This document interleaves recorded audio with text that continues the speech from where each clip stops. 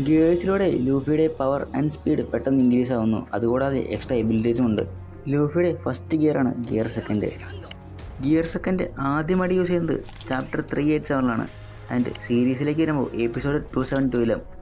So gear second activate ചെയ്യാൻ Luffy തൻ്റെ rubber power ഉപയോഗിച്ച് തൻ്റെ ബോഡിയിലെ ബ്ലഡ് ഫ്ലോ സ്പീഡപ്പ് ആക്കുന്നു.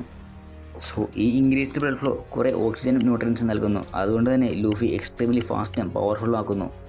പക്ഷേ എത്രയൊക്കെ പവർഫുൾ ആണെന്ന് പറഞ്ഞാലും ഗിയർ സെക്കൻഡിന് കുറച്ച് ലിമിറ്റേഷൻസും ഡ്രോബാക്സും ഉണ്ട്. ലൂഫിയുടെ സ്റ്റാമിന പെട്ടെന്ന് ഡ്രെയിൻ ആവും. അതുമല്ല ഹൈലി എക്സോസ്റ്റ് ആവും. റോബലൂച്ചായിട്ടുള്ള ഫൈറ്റിന് ശേഷം ലൂഫിക്ക് അനങ്ങാൻ പോലും പറ്റില്ലായിരുന്നു. പ്രീ ടൈം സ്കിപ്പിൽ ലൂഫി കുറച്ച് ടൈമൊക്കെ എടുത്ത ഗിയർ സെക്കൻഡ് ആക്ടിവേറ്റ് ചെയ്യുന്നത്. ബട്ട് ടൈം സ്കിപ്പിന് ശേഷം ലൂഫി പെട്ടെന്ന് ഇൻസ്റ്റൻ്റായിട്ട് ലൂഫിക്ക് ആക്ടിവേറ്റ് ചെയ്യാൻ കഴിയും. അതുമാത്രമല്ല വലിയ കാര്യമായിട്ട് സ്റ്റാമിന ലോസ് ആവുന്നില്ല. ബട്ട് ഗിയർ സെക്കൻഡിൻ്റെ ഏറ്റവും വേഴ്സായ സൈഡ് എഫക്റ്റാണ് ലൈഫ് ഷോർട്ടനിങ്.